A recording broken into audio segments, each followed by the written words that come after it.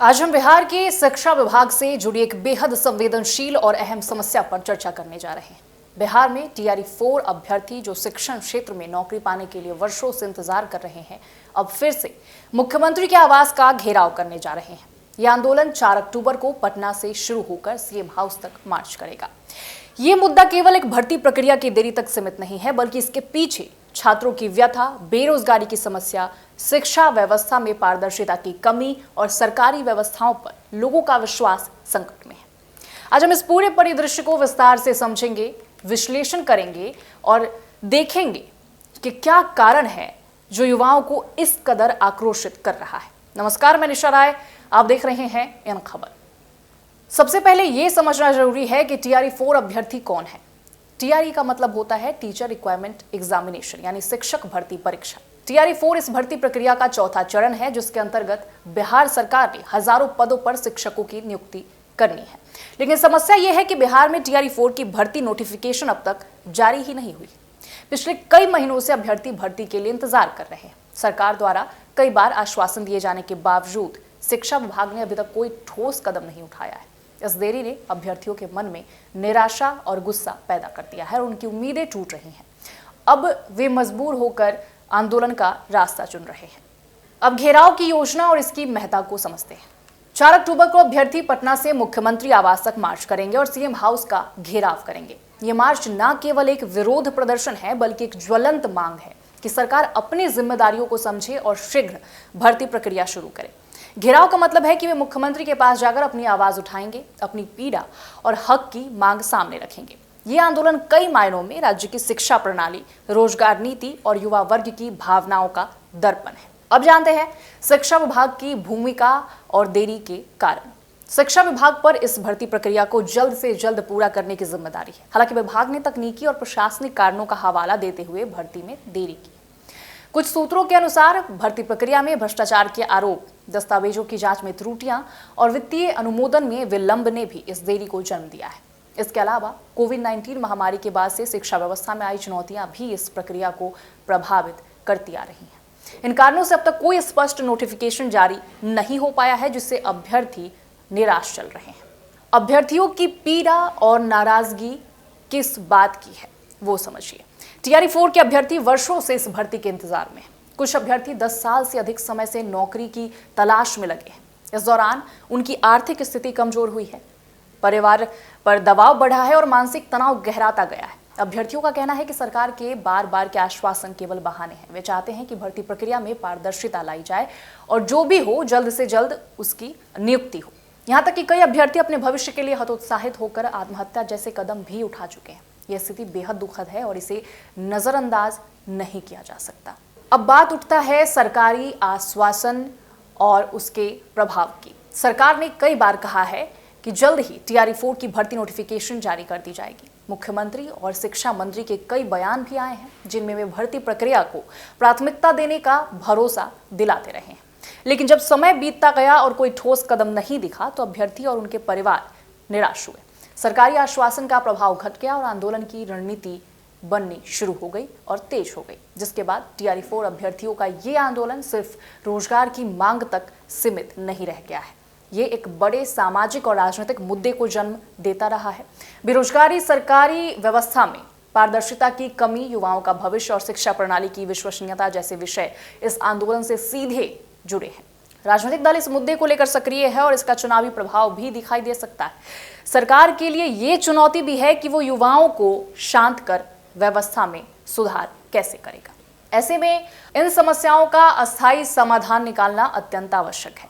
यह समस्या केवल भर्ती प्रक्रिया की असमयता तक सीमित नहीं है, बल्कि इससे जुड़ी अनेक जटिलताएं हैं, जिनका प्रभाव राज्य के युवाओं और शिक्षा प्रणाली पर दीर्घकालिक रूप से पड़ रहा है। इसलिए समाधान भी बहुआयामी होना चाहिए।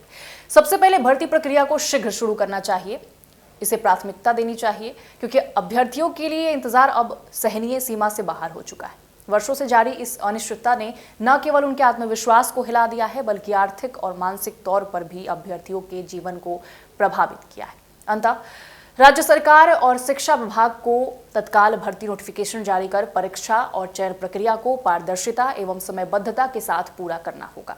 लेकिन केवल भर्ती प्रक्रिया शुरू करना पर्याप्त नहीं होगा, इसके साथ साथ विभाग की कार्यप्रणाली में व्यापक सुधार लाना होगा। और वर्तमान में शिक्षा विभाग में प्रक्रियाओं की जटिलता, समय की अनियमितता और पारदर्शिता की कमी के कारण अभ्यर्थियों को बहुत अधिक परेशानी का सामना करना पड़ सकता है। अब समझते हैं पारदर्शिता का अभाव।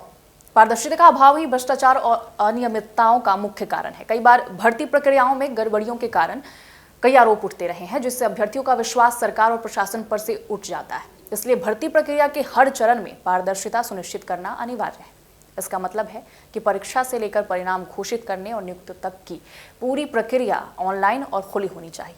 ये न केवल भ्रष्टाचार को रोकने में मदद करेगा, बल्कि अभ्यर्थियों के लिए प्रक्रिया को समझना और ट्रैक करना भी आसान हो जाएगा। आज के डिजिटल युग में तकनीक का प्रभावी उपयोग कर भर्ती प्रक्रिया को और अधिक सुलभ एवं तेज बनाया जा सकता है। ऑनलाइन आवेदन, ई प्रवेश पत्र, कंप्यूटर आधारित टेस्टिंग और डिजिटल मूल्यांकन प्रणाली जैसे आधुनिक उपाय अपनाने चाहिए। इससे न केवल मानव त्रुटि कम होगी, बल्कि कार्य भी तेजी से पूरा होगा। साथ ही भर्ती के लिए एक निश्चित समय सीमा निर्धारित की जानी चाहिए, ताकि विभाग कोई विलंब ना कर सके और अभ्यर्थियों को अनावश्यक इंतजार ना करना पड़े।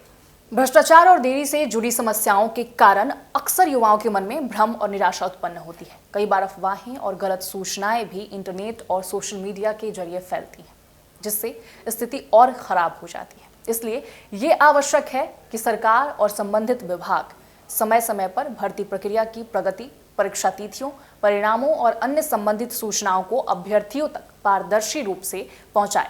इसके लिए विभाग को सोशल मीडिया, वेबसाइट और हेल्प डेस्क जैसे आधुनिक संचार माध्यमों का उपयोग करना चाहिए। इससे अभ्यर्थियों में विश्वास तो बढ़ेगा ही और वे बेहतर तरीके से तैयारी भी कर सकेंगे। अब अंतिम लेकिन महत्वपूर्ण बिंदु है सरकार का युवाओं के साथ संवाद।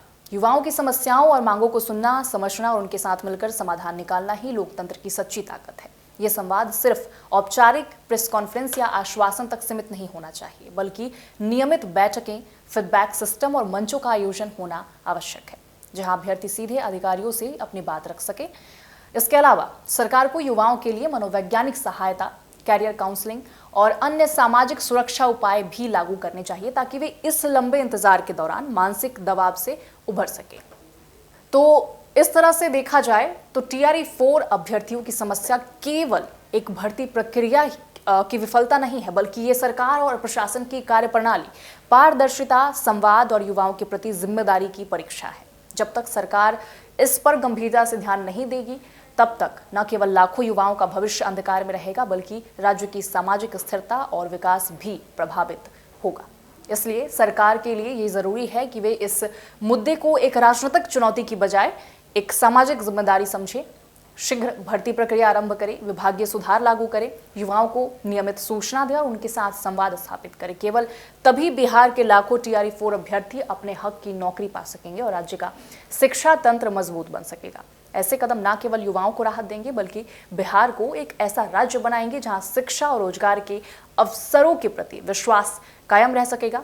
ये विश्वास ही किसी भी समाज और राष्ट्र की सबसे बड़ी पूंजी होती है।